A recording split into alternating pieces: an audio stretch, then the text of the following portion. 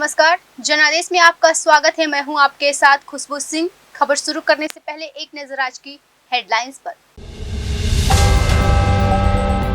हिमाचल प्रदेश में एनडीआरएफ ने दिया अदम्य साहस का परिचय। रस्सियों के सहारे बचाई 28 लोगों की जान। दिल्ली के वाटर ट्रीटमेंट प्लांट में घुसा बाढ़ का पानी। सोमनाथ भारती बोले, हम कर रहे काम।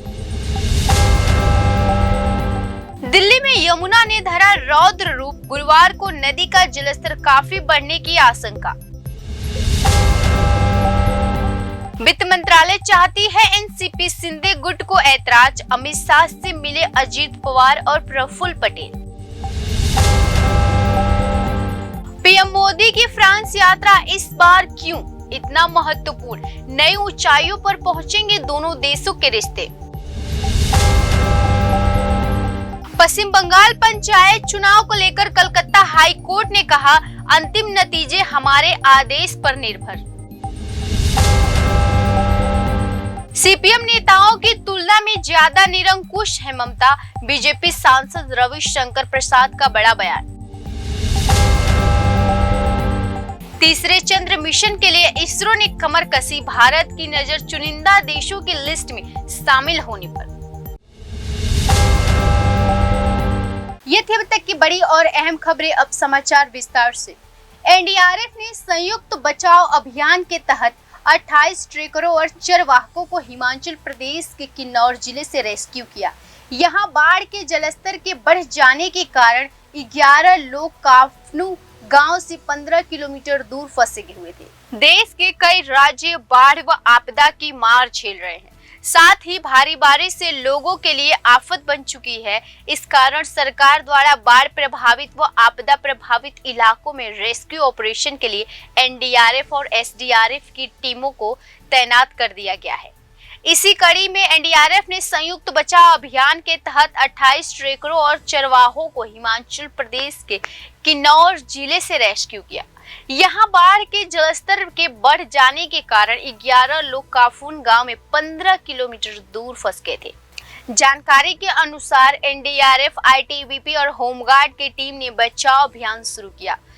खराब रास्ता होने के कारण टीम को एक स्कूल से रात बितानी पड़ी, लेकिन अगले दिन भारी बारिश के बीच टीम मूलिंग पहुंची और रस्सियों के जरिए फंसे हुए लोगों तक पहुंचाने का आश्वासन दिया। 12 जुलाई को एनडीआरएफ इंस्पेक्टर प्रेमी कुमार नेगी ने नेतृत्व में घटनास्थल पर पहुंची और चुनौतीपूर्ण हालातों में अपने अदम्य साहस का परिचय देते हुए 28 लोगों को सफलतापूर्वक बचाया। एनडीआरएफ द्वारा संयुक्त अभियान में रेस्क्यू किए गए लोगों ने बताया कि वो अलग अलग राज्य से हैं। वे ट्रेक के लिए आए थे, तभी बादल फट गया और हालात खराब हो गए। उन्हें बिल्कुल भरोसा नहीं था कि वो बच पाएंगे या नहीं। एनडीआरएफ की टीम मौके पर पहुंची। बहुत मेहनत से रस्सियों के जरिए संयुक्त अभियान के तहत हमें बचाया गया। हम 3 दिन से वहां फंसे हुए थे। एनडीआरएफ की टीम ने मुश्किल हालातों में बारिश के बावजूद हमें रेस्क्यू किया। दिल्ली के वाटर ट्रीटमेंट प्लांट में घुसा बाढ़ का पानी। सोमनाथ भारती बोले, हम कर रहे काम। दिल्ली में गुरुवार यानी आज के दिन यमुना नदी का जलस्तर 208.28 मीटर को पार कर गया है। बुधवार की बात करें तो रात 10 बजे तक यमुना का जलस्तर 208.07 पर था। यमुना के जलस्तर के बढ़ने के कारण वाटर ट्रीटमेंट में बाढ़ का पानी घुस गया। इस बाबत जल बोर्ड के अधिकारी मोटर को सुरक्षित रखने के प्रयास में लगे हुए हैं, जिससे दिल्ली में पीने के पानी की समस्या न हो। बता दें कि बाढ़ का पानी वजीराबाद और चंद्रवल तक पहुंच गया है। इस बाबत ट्वीट करते हुए दिल्ली जल बोर्ड के उपाध्यक्ष सोमनाथ भारती ने जानकारी दी। सोमनाथ भारती ने ट्वीट कर कहा कि यमुना में पानी का स्तर लगातार बढ़ने के कारण ओखला स्थित पंप हाउस में बाढ़ का पानी घुस गया है। दिल्ली में पीने के पानी की समस्या से जूझना पड़े, इसके लिए पंप हाउस के मोटर का बचाव करने के लिए दिल्ली जल बोर्ड के अधिकारी जुटे हुए हैं। दिल्ली जल बोर्ड के पास 10 ट्रीटमेंट प्लांट्स हैं, जिसमें से Wazirabad water treatment plant Yamuna ji के पास है। यह प्रतिनिधि 134 एमजीडी पीने का पानी उपलब्ध कराता है। शाम 6 बजे वजीराबाद के ट्रीटमेंट प्लांट के दौरे पर गया था। यमुना का जलस्तर 2 फीट तक बढ़ने के कारण वाटर ट्रीटमेंट प्लांट के अंदर तक पानी घुस गया। उन्होंने कहा कि किसी को चिंतित होने की आवश्यकता नहीं है। दिल्ली जल बोर्ड के अधिकारियों द्वारा यह प्रयास किया जा रहा है कि प्लांट के मोटर को बाढ़ के पानी से कोई नुकसान न पहुंचे। सीएम अरविंद केजरीवाल के नेतृत्व में प्लांट की सख्ती से निगरानी की जा रही है। बाढ़ के खतरे को ध्यान में रखते हुए दिल्ली सरकार ने निचले इलाकों के खाली करने को लेकर चेतावनी भी जारी की है। जिन इलाकों में ज्यादा खतरा है उनमें बोट क्लब, मोनेस्ट्री मार्केट, पुराने रेलवे ब्रिज के पास नीली छतरी मंदिर, यमुना बाजार, गीता घाट, नीम करौली गौशाला, विश्वकर्मा खड्डा कॉलोनी, गढ़ी मांडू, मजनू का टीला से वजीराबाद तक क्षेत्र शामिल है। बता दें कि बाढ़ का पानी मयूर विहार और अक्षरधाम के आसपास के इलाकों तक फैल गया है। दिल्ली में यमुना ने धरा है रौद्र रूप। गुरुवार को नदी का जलस्तर काफी बढ़ने की आशंका।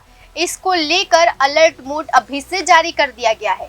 दिल्ली में यमुना नदी का जलस्तर लगातार बढ़ रहा है। गुरुवार की सुबह 9 बजे दिल्ली रेलवे ब्रिज स्थल पर यमुना के अपने चरम प्रवाह तक पहुंचने की उम्मीद है, जिसके परिणाम स्वरूप जलस्तर 208.30 मीटर हुआ, जो खतरे के निशान से 2.97 मीटर ऊपर है। केंद्रीय जल आयोग के नवीनतम पूर्वानुमान के अनुसार इसके बाद दोपहर के 2 बजे के बाद धीरे धीरे कम से पहले जलस्तर कुछ घंटों तक स्थिर रहने का अनुमान है।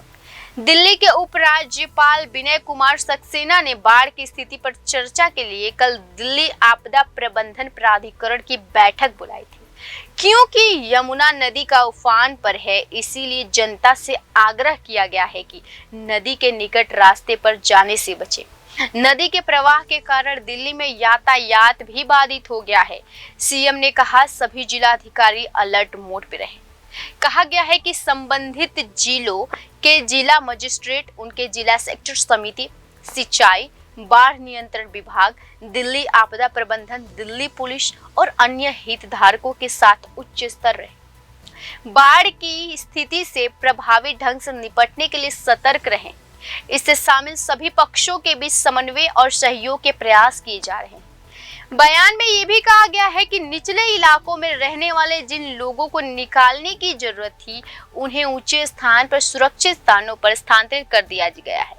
इसके मुताबिक करीब 16,564 लोगों को सुरक्षित स्थानों पर पहुंचाया गया है। जागरूकता, निकासी और बचाव कार्यों के लिए 45 नावों को ड्यूटी पर लगाया गया है। सबसे संवेदनशील स्थानों पर बचाव कार्य के लिए राष्ट्रीय आपदा प्रक्रिया बल को कुल 12 टीमों को भी तैनात किया गया है। महाराष्ट्र में अजीत पवार के शिंदे सरकार में शामिल होने के बाद से विभागों के बंटवारे पर चल रही खींचतान अब दिल्ली तक पहुंच गई है। इसके साथ ही अजीत पवार और प्रफुल्ल पटेल ने केंद्रीय गृह मंत्री अमित शाह से मुलाकात भी की। महाराष्ट्र में कैबिनेट विस्तार को लेकर आ रहे गतिरोध के बीच आज एनसीपी के नेता डिप्टी सीएम अजीत पवार और प्रफुल्ल पटेल ने दिल्ली के केंद्रीय गृह मंत्री अमित शाह से मुलाकात की।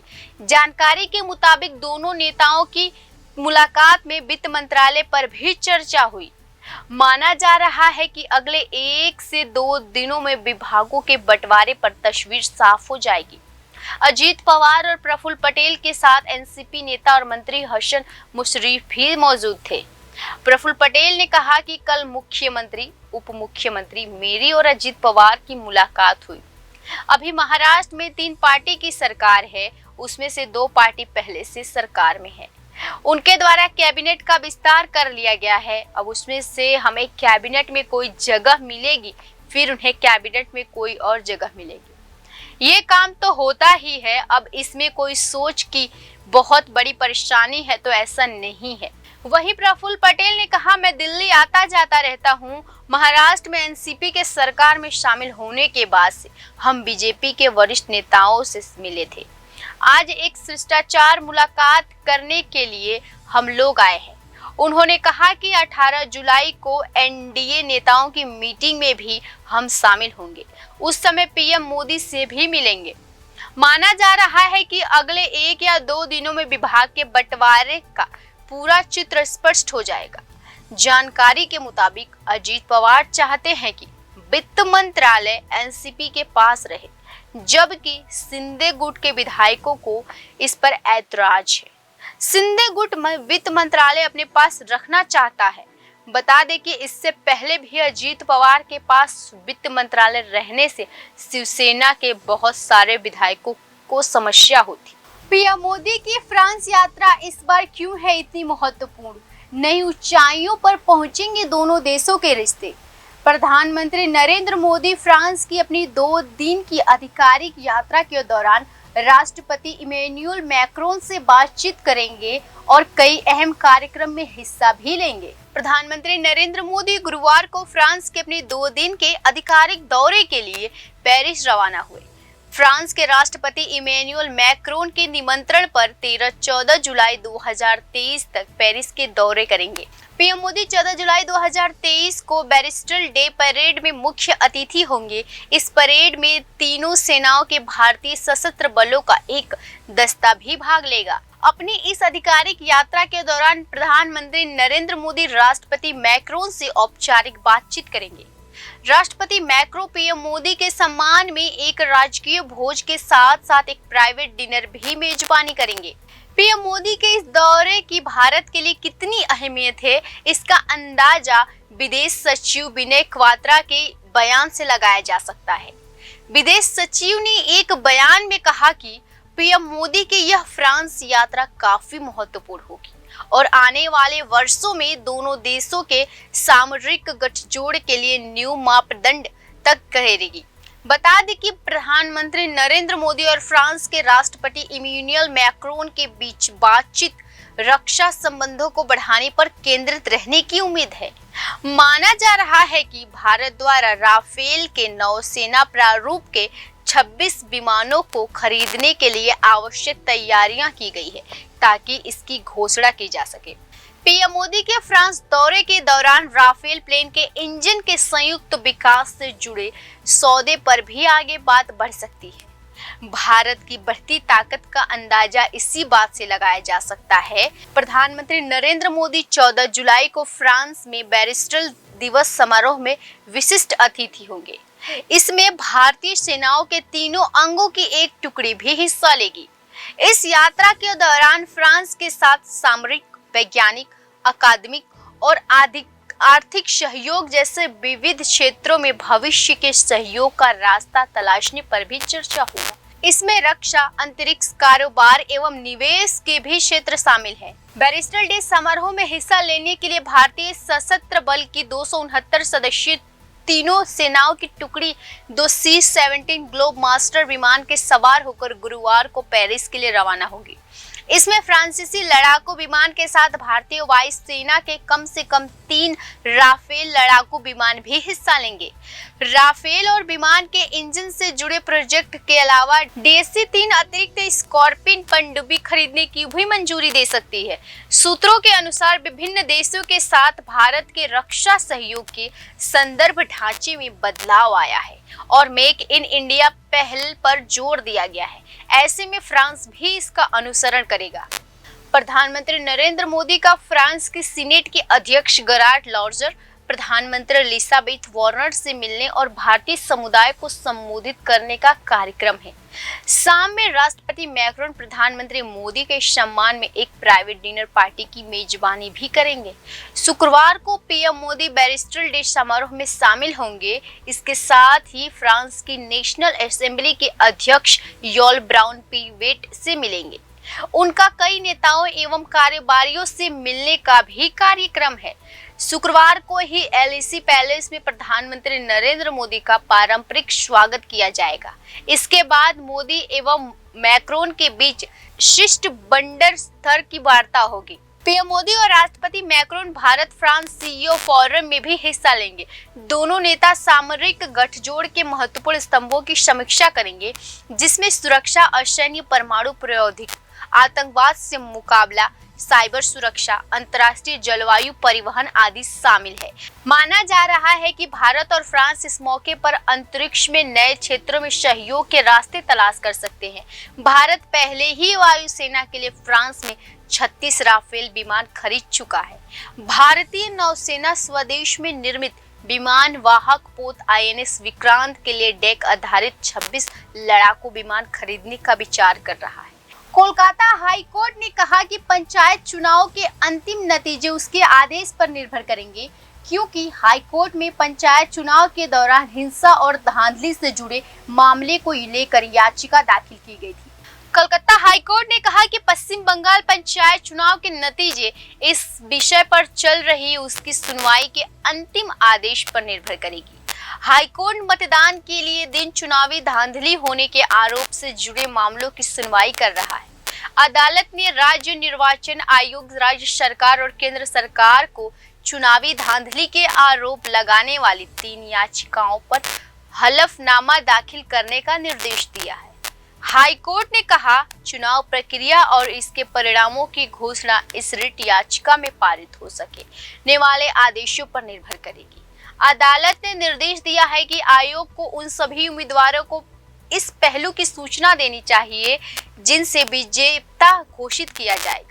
राज्य में 8 जुलाई को हुई पंचायत चुनाव में बड़े पैमाने पर हिंसा और चुनावी धांधली होने के आरोप लगाते हुए याचिकाओं में आयोग के करीब 50,000 मतदान केंद्रों पर पुनर्मतदान कराने का निर्देश देने का अनुरोध किया गया है। पुनर्मतदान 696 मतदान केंद्रों पर कराया गया और 11 जुलाई को मतगणना की गई। एक याचिकाकर्ताओं ने एक वीडियो दिखाया था जिसमें मतदान के दिन कथित चुनावी धांधली का खुलासा किया गया। अदालत ने याचिकाकर्ताओं को इस वीडियो के प्रति आयोग, राज्य सरकार और केंद्र के वकीलों को बुधवार तक उपलब्ध कराने का निर्देश दिया। अदालत ने निर्देश दिया कि विषय को सुनवाई के लिए 19 जुलाई को उसके सामने रखा जाएगा। राज्य निर्वाचन आयोग के प्रति अप्रसन्नता प्रकट करते हुए पीठ ने कहा कि प्रथम दृष्टया ऐसा लगता है कि आयोग का जवाब पर्याप्त नहीं है और बुधवार को भी इसका कोई आधिकारिक अपने वकीलों को आवश्यक निर्देश देने के लिए अदालत में मौजूद नहीं है। अदालत ने कहा, यह स्पष्ट नहीं है कि आयोग क्यों पहले से सक्रिय नहीं, खास तौर पर तब जब अदालत पूरी प्रक्रिया की निगरानी कर रही है और प्रथम फैसला 13 जून को सुनाया गया था। अदालत ने त्रिस्तरीय पंचायत चुनाव स्वतंत्र एवं निष्पक्ष तरीके के लिए कराने के लिए सिलसिले वाले दिशा निर्देश जारी किए थे।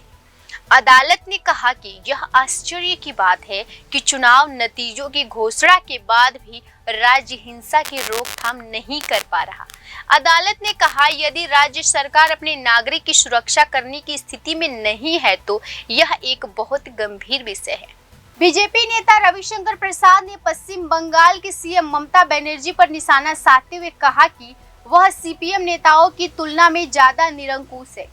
पूर्व केंद्रीय मंत्री और बीजेपी के सांसद रविशंकर प्रसाद ने कहा कि पश्चिम बंगाल के मुख्यमंत्री ममता बनर्जी सीपीएम नेताओं की तुलना में ज्यादा निरंकुश है। उन्होंने मीडिया कर्मियों से बातचीत की और कहा, पंचायत चुनाव से पहले और उस दौरान हिंसा की घटनाओं की समीक्षा करने के लिए 4 सदस्यीय केंद्रीय फैक्ट फाइंडिंग टीम के हिस्से के रूप में बुधवार को कोलकाता पहुंचेंगे।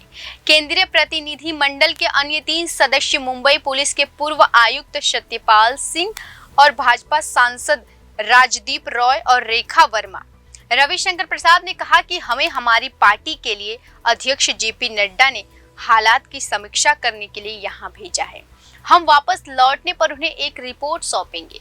उन्होंने आगे कहा, मेरा सवाल मुख्यमंत्री ममता बनर्जी से है, जिन्होंने राज्य में 34 साल के वाम मोर्चा शासन को खत्म करने के लिए बहुत संघर्ष किया है। हमें खुशी है कि वह तीसरी बार मुख्यमंत्री बने, लेकिन वह अपने निरंकुश खैये के सीपीएम नेताओं से कई कदम आगे निकल गई है।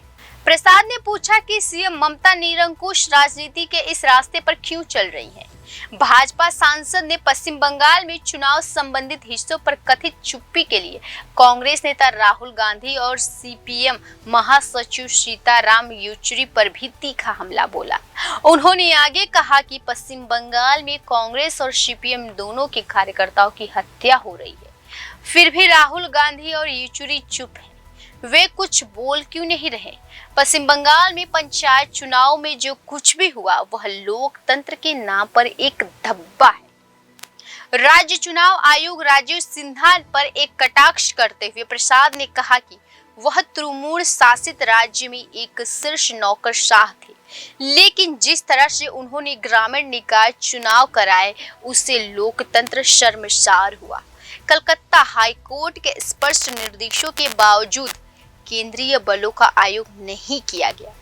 इससे साबित होता है कि राज्य चुनाव आयोग का कार्यालय राज्य सचिव की विस्तारित शाखा के रूप में करता है। तीसरे चंद्र मिशन के लिए इसरो ने कमर कसी हुई है। भारत की नजर चुनिंदा देशों की लिस्ट में शामिल होने पर देश के महत्वाकांक्षी चंद्र मिशन के तहत चंद्रयान 3 को फैट बॉय LVM-4 रॉकेट ले जाएगा। 14 जुलाई को श्रीहरिकोटा में होने वाले प्रक्षेपण के लिए इसरो जोर शोर से कर रही तैयारियों में जुड़ा हुआ है। भारतीय अंतरिक्ष अनुसंधान संगठन यानी इसरो 4 साल बाद एक बार फिर से शुक्रवार को पृथ्वी के इकलौते उपग्रह चांद पर चंद्रयान पहुंचाने के लिए अपने तीसरे अभियान के लिए तैयार है। इसरो का चांद पर यान को सॉफ्ट लैंडिंग कराने यानी सुरक्षित तरीके से उतारने का मिशन अगर सफल हो जाता है तो भारत उन चुनिंदा देशों की सूची में शामिल हो जाएगा जो ऐसा करने में सक्षम हुए हैं। देश के महत्वाकांक्षी चंद्र मिशन के तहत चंद्रयान 3 को फैट बॉय LVM-4 रॉकेट ले जाएगा। 14 जुलाई को श्रीहरिकोटा से होने वाला इस बहुप्रशिक्षित प्रशिक्षण के लिए इसरो जोर शोर से तैयारियों में जुड़ा हुआ है। चांद की सतह पर सॉफ्ट लैंडिंग अगस्त के आखिर में निर्धारित है। चंद्रयान 2 2019 में चांद की सतह पर सुरक्षित तरीके से उतारने में विफल रहा था। इसरो का दिल निराश हो गया था। तब भावुक हुए तत्कालीन इसरो प्रमुख के सिवान को गले लगाकर ढाढ़स बंधाते हुए प्रधानमंत्री नरेंद्र मोदी की तस्वीर भी लोग याद कर रहे हैं। वैज्ञानिक यहाँ सतीश धवन अंतरिक्ष केंद्र में घंटों कड़ी मेहनत करने के बाद चांद की सतह पर सॉफ्ट लैंडिंग तकनीकी में महारत हासिल करने का साक्ष्य साधते हुए है। अगर भारत ऐसा कर पाने में सफल हो जाता है तो यह अमेरिका, चीन और पूर्व सोवियत संघ के बाद इस सूची में चौथा देश बन जाएगा। अंतरिक्ष संसाधन ने कहा कि चंद्रयान 3 तीसरा चंद्र अन्वेषण मिशन है जो LVM-3 प्रक्षेपक के चौथे परिचालन मिशन M4 के रवानगी के लिए पूरी तरह से तैयार है। इसरो अपने चंद्र मॉड्यूल से चांद की तरह सॉफ्ट लैंडिंग कर उसकी जमीन पर चहकदमी का प्रदर्शन कर नई ऊंचाइयों को छूने जा रहा है। संस्थान के अनुसार यह मिशन भावी अंतरिक्ष मिशनों के लिए भी सहायक साबित हो सकता है। चंद्रयान 3 मिशन में एक स्वदेशी प्रक्षेपण मॉड्यूल, लैंडर मॉड्यूल और एक रोवर शामिल है, जिसका उद्देश्य अंतरिक्ष मिशनों के लिए जरूरी नई प्रौद्योगिकियों का विकास एवं उसका प्रदर्शन करना है। मिशन के तहत 43.5 मीटर लंबा रॉकेट 14 जुलाई को दोपहर 2:35 पर दूसरे लॉन्च पैड से प्रक्षेपित किया जाना है, जिसकी उल्टी गिनती गुरुवार से शुरू हो गई है। सबसे लंबे और भारी LVM-3 रॉकेट की भारी भरकम सामान ले जाने की क्षमता की वजह से इसरो वैज्ञानिकों ने उसे प्यारा सा फैट बॉय भी कहते हैं। इस फैट बॉय ने लगातार 6 सफल अभियान को पूरा किया है।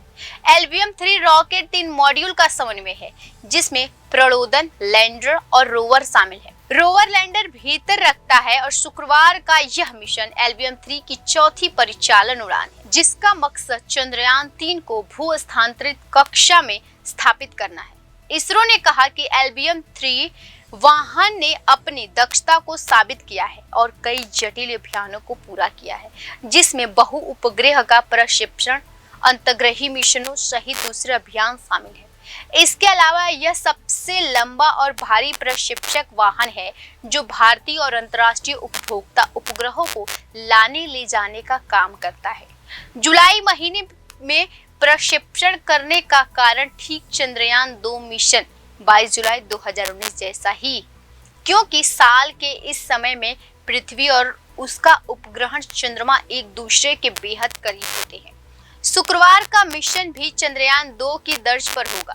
यहाँ वैज्ञानिक कई क्षमताओं का प्रदर्शन करेंगे। इनमें चंद्रमा की कक्षा पर पहुंचना, लैंडर का उपयोग कर चंद्रमा की सतह पर यान को सुरक्षित उतारना, लैंडर में से रोवर का बाहर निकलकर चंद्रमा की तरह सतह के बारे में अध्ययन करना शामिल है।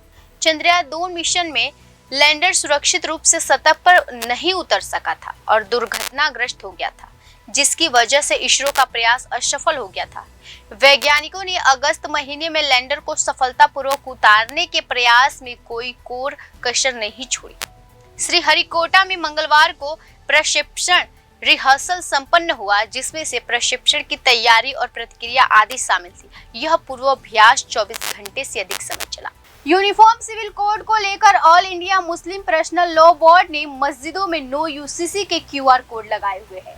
उत्तर प्रदेश के फर्रुखाबाद में कुरार गांव की हद नूरानी मस्जिद सहित आसपास की मस्जिदों में ये नो यूसीसी के QR कोड लगाए गए हैं।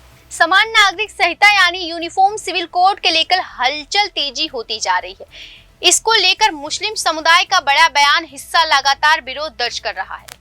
देश में मुसलमानों के सबसे बड़े संगठन all India Muslim personal law board ने समान नागरिक संहिता का हाईटेक तरीके से विरोध करना शुरू कर दिया है। पर्सनल लॉ बोर्ड के अब तक मस्जिदों में नो यूसीसी के QR कोड लगाने शुरू कर दिए गए हैं। इस कोड को अपने फोन से स्कैन करते ही एक ऑटोमेटिक ईमेल बन जाता है, जो सीधे विधि आयोग को भेजा जा सकता है। इस मुहिम के साथ ऑल इंडिया पर्सनल मुस्लिम लॉ बोर्ड का कहना है कि वह यूसीसी कानून लागू नहीं होने देगा। उत्तर भारत के फर्रुखाबाद में कुरारा गांव की हद नूरानी मस्जिद सहित आसपास की मस्जिदों में ये नो यूसीसी के QR कोड लगाए गए हैं। इसके साथ ही अपील की गई है कि ज्यादा से ज्यादा लोग नो यूसीसी कोड को स्कैन कर विरोध जताएं।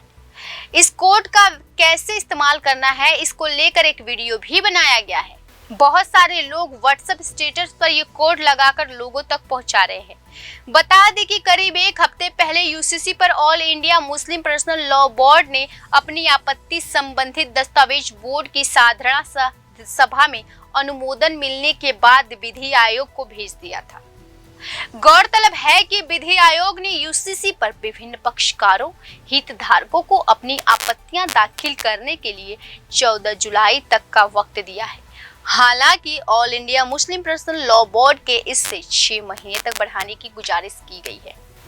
AIMPLB द्वारा जारी एक बयान के मुताबिक यूसीसी को लेकर विधि आयोग के समक्ष प्रस्तुत आपत्ति में बोर्ड ने कहा कि आयोग की तरह से इस सिलसिले में जारी की गई नोटिस स्पष्ट है और बेहद साधारण सी है।